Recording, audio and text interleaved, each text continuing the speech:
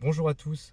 Comme vous le savez, les Mégane équipées du système OpenAir bénéficient de la possibilité de mettre à jour à distance certaines fonctionnalités de la voiture, les mises à jour OTA, mais également des mises à jour des applications déjà installées via l'App Store. App Store qui par ailleurs s'est enrichi de nouvelles applications ces derniers mois, donc faisons aujourd'hui le point sur les nouveautés.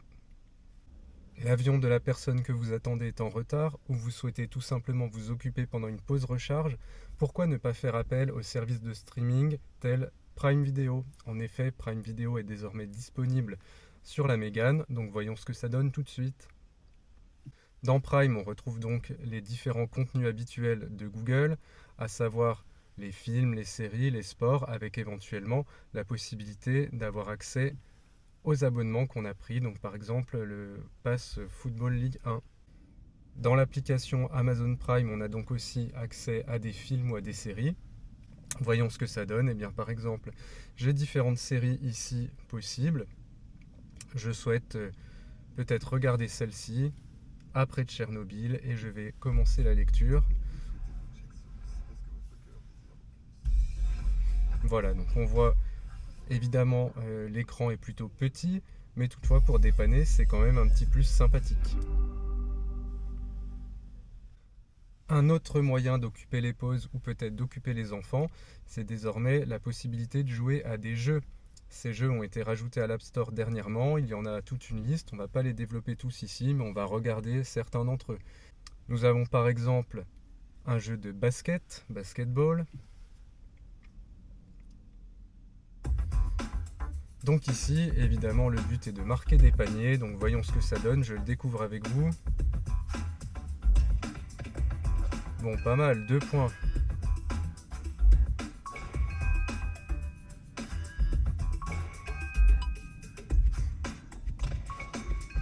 Pas très compliqué visiblement. Nous avons aussi un jeu de voiture.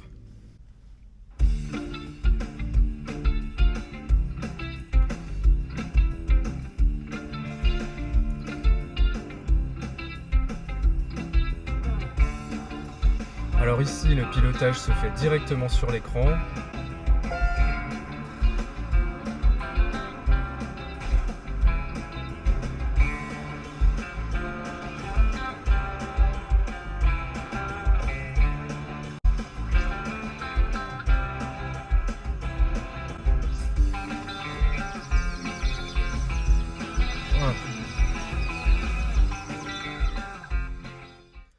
Autre jeu possible, il s'agit d'un jeu de construction de circuits de train. Alors c'est plutôt comme un puzzle où on doit rajouter des pièces pour finir le circuit.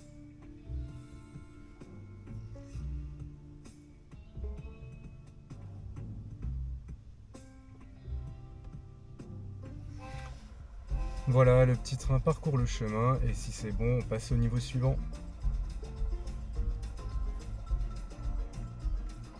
Vous avez de jeunes enfants à bord, peut-être qu'ils trouveront leur bonheur avec le jeu Tom.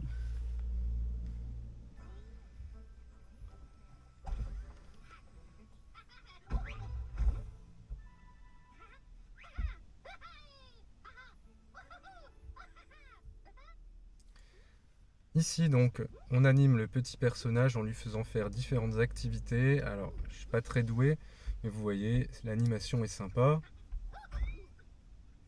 Et puis les situations un petit peu amusantes.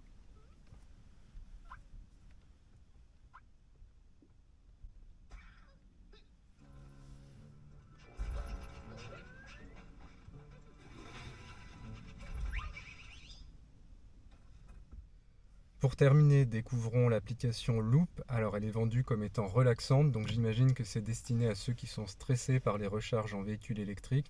Eh bien la solution est certainement derrière cette application, découvrons ça tout de suite. Donc vous voyez, il faut réaligner les figures. Tout ça est accompagné d'un petit son qui rend en effet excessivement zen.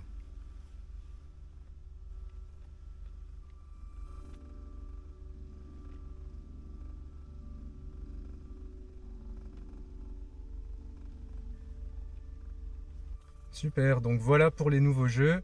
Voyons maintenant d'autres parties du Play Store avec la découverte d'une application qui peut s'avérer utile en voyage, une application météo.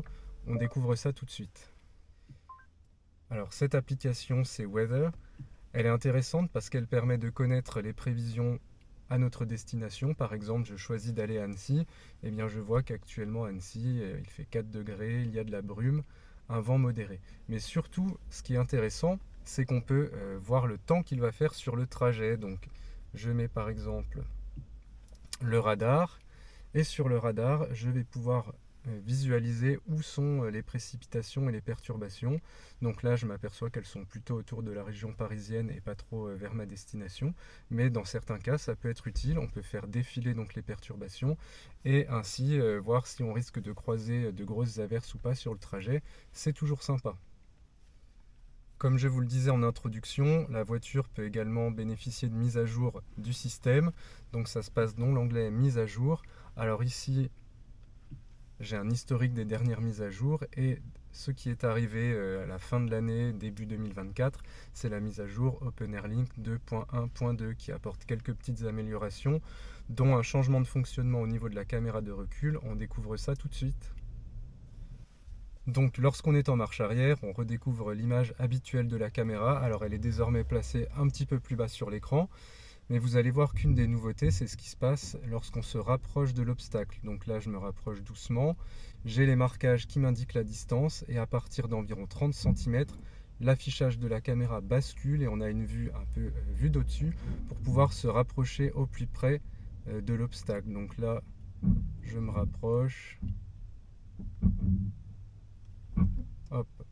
Donc là, je suis arrivé très près. On va aller voir ce que ça donne.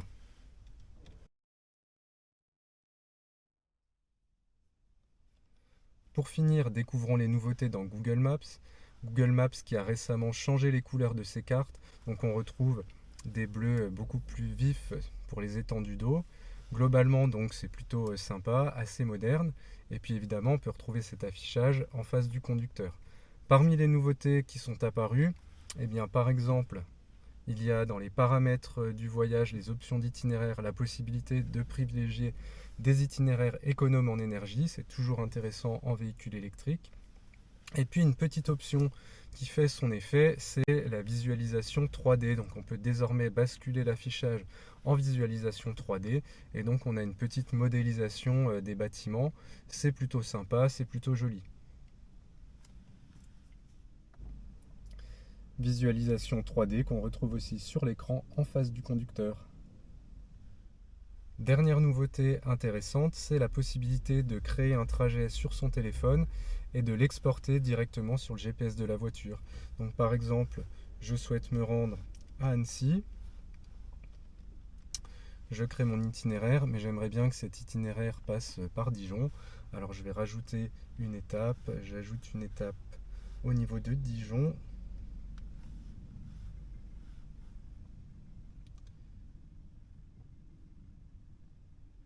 Voilà, et donc je choisis d'exporter l'itinéraire sur la voiture. Donc sur l'écran, je choisis envoyer au véhicule. Voilà, et donc le trajet apparaît sur ma voiture. J'ai plus qu'à démarrer et c'est parti. Donc voilà quelques-unes des nouveautés qui sont arrivées sur la Mégane au cours de ces dernières semaines ou de ces derniers mois. Rien de franchement révolutionnaire, on est d'accord, mais ce sont des améliorations qui sont toujours bonnes à prendre. En tout cas, si ça vous a plu, n'hésitez pas à mettre un petit pouce. Moi, je vous dis à bientôt pour une nouvelle vidéo et d'ici là, bonne route. Allez, ciao!